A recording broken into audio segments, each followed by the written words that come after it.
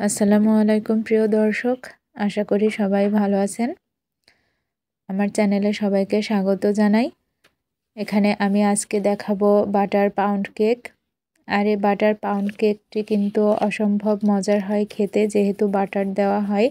বাটারের স্বাদটা কিন্তু অনেক টেস্টি হয়। আর এই কেকটি বাড়িতে বানালে কিন্তু বাচ্চাদের জন্য অনেক বেশি স্বাস্থ্যকর হয়, আর এটা বড়দেরও অনেক পছন্দ হবে। তো একবার হলেও কিন্তু ট্রাই করে দেখতে পারেন। আর দেখতে পাচ্ছেন কতটা সফট হয়েছে কেকটা। আশা করি একবার হলেও বাড়িতে ট্রাই করবেন।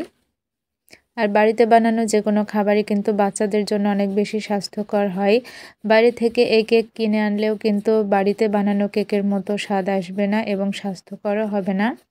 তো কেক বানানোর জন্য আমি এখানে 1 কাপ ময়দা আর 1 চা চামচ বেকিং পাউডার নিয়ে চালনি দিয়ে ভালোভাবে চেলে নিয়েছি। তারপরে এখানে আমি হাত দিয়েই মিশিয়ে নিচ্ছি। মিশিয়ে আমি এটাকে ঢাকনা দিয়ে ঢেকে রাখবো। তারপরে এখানে একটা বাটিতে আমি 2টা ডিম নিয়ে নিয়েছি। আর ডিম 2টাকে আমি একটু বিটার দিয়ে বিট করে নিলাম। যখন এমন ফেনা হয়ে আসবে তখন এর মধ্যে চিনি অ্যাড করতে হবে। আমি এখানে 1 কাপের থেকে একটু কম চিনি দিচ্ছি। আর চিনিটা অবশ্যই আপনাদের টেস্ট অনুযায়ী দিবেন। তো এই চিনিটা কিন্তু একবারে দেওয়া যাবে না, 4-5 বারে দিলে ভালো হবে। না হলে চিনিটা কিন্তু খচখচেই হয়ে থাকবে, চিনিটা মেল্ট হবে না ভালোভাবে। তারপরে বিট করতে করতে যখন এমন সাদাটে হয়ে আসবে তখন আমি এর মধ্যে বাটার অ্যাড করে দিব। এখানে 1/2 কাপ পরিমাণ মেল্টেড বাটার নিয়েছি। এটাকে চুলার উপরে দিয়ে একটু গরম করে নিয়েছিলাম, তারপরে ঠান্ডা করে এখন আমি ইউজ করছি। তো দিয়ে দিলাম বাটারটা। বাটারটা দিয়েও আমি এবার ভালোভাবে বিট করে নিব। বাটারটা যতক্ষণ মিশে না যায় ততক্ষণ বিট করতে হবে।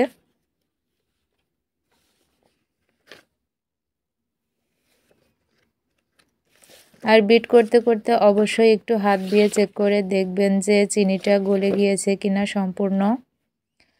তো তারপরে বাটারটা যখন মেশানো হয়ে যাবে আমি এর মধ্যে ভ্যানিলা এসেন্স দেব। এখানে আমি 1 চা চামচ পরিমাণ ভ্যানিলা এসেন্স দিয়ে দিলাম। ভ্যানিলা এসেন্স দিয়েও ভ্যানিলা এসেন্সটা খুব ভালোভাবে ডিমের মিশ্রণের সঙ্গে মিশিয়ে দিতে হবে।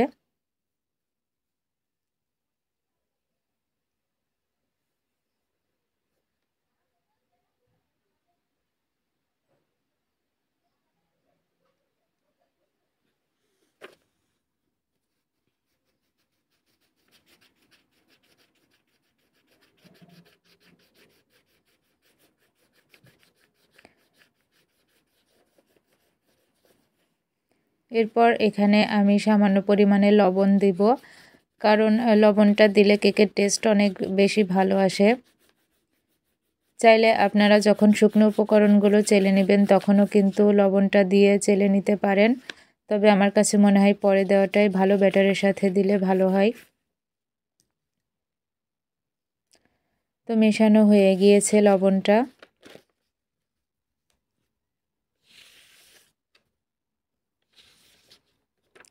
লবণটা মেশানো হয়ে গেলে এবার আমি শুকনো উপকরণগুলো মেশাবো। এটা যেহেতু পাউন্ড কেক, তাই খুব সাবধানতার সাথে যে স্প্যাচুলা দিয়ে মেশাতে হবে এমনটা কিন্তু নয়। তো এভাবে করে কিন্তু হ্যান্ড বিটার দিয়ে এভাবে মিশিয়ে নেওয়া যাবে। আর পাউন্ড কেকের ব্যাটারটা একটু ঘন হয়। তো এভাবে করে কিন্তু মিশিয়ে নিতে হবে। আর শুকনো উপকরণগুলো একবারে দেওয়া যাবে না, একবারে দিলে মেশাতে একটু সমস্যা হবে। সেজন্য 2 থেকে 3 ধাপে দিয়ে ভালোভাবে মিশিয়ে নিতে হবে।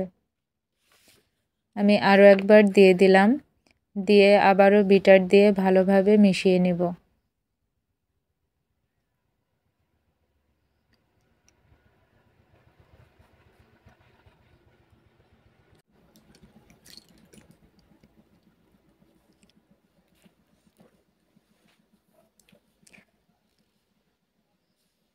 তো আমি চারপাশ থেকে একটু ছাড়িয়ে নিচ্ছি চামচ দিয়ে। চারপাশে যেহেতু ময়দাটা বিট করার সময় লেগে থাকে, লেগে উপরে একটু ছড়িয়ে যায়। তো আমি সেইগুলো আস্তে আস্তে ছাড়িয়ে নিলাম, নিয়ে আবারও একটু বিট করে নিচ্ছি।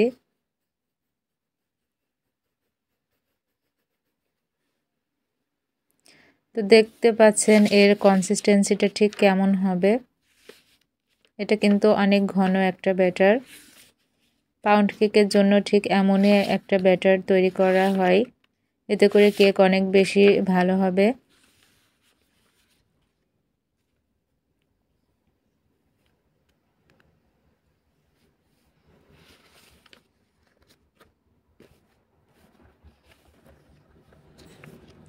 তো আমি মোল্ডের মধ্যে ঢেলে নিয়েছি।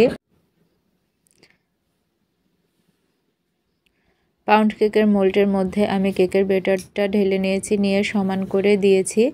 দিয়ে এবার একটু হাত দিয়ে ভালো করে ট্যাপ করে নিলাম। এরপর আমি ওভেনে চলে আসলাম। ওভেনটাকে আমি প্রথম 5 মিনিট একটু প্রিহিট করে নিয়েছি। তারপরে আমি এখন পাউন্ড কেকের মোল্ডটাকে ওভেনের মধ্যে দিয়ে দিচ্ছি। আর একদম লো হিটে এটাকে বেক করতে হবে। অন্তত 50 মিনিট থেকে 55 মিনিট পর্যন্ত লাগতে পারে এই কেকটা বেক করার জন্য। তো 50 মিনিট পরে একবার অবশ্যই কাঠি দিয়ে চেক করে দেখবেন, যদি হয়ে যায় তো চুলাটা বন্ধ করে দিবেন। আর যদি না হয় আর 5 মিনিট মতো করে নিলেই হয়ে যাবে কেকটা।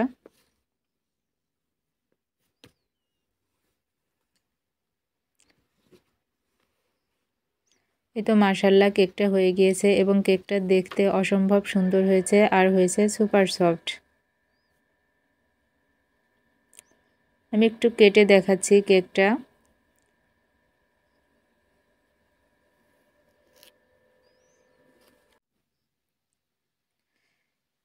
দেখতে পাচ্ছেন কেকের ভেতরটাও কিন্তু অনেক সুন্দর হয়েছে। আশা করি সবার কাছে ভালো লাগবে। চাইলে কিন্তু বাড়িতে ট্রাই করতে পারেন, অবশ্যই ট্রাই করে দেখবেন। আর বাড়িতে কেক বানিয়ে বাচ্চাদেরকে দিলে সেটা অনেক বেশি স্বাস্থ্যকর হয়। সবার কাছে রিকোয়েস্ট থাকবে, যারা আমার ভিডিওতে নতুন, আমার ভিডিওতে লাইক দিবেন আর চ্যানেলটি অবশ্যই সাবস্ক্রাইব করে দিবেন। আর যারা প্রথমেই সাবস্ক্রাইব করেছেন তাদেরকে অসংখ্য ধন্যবাদ।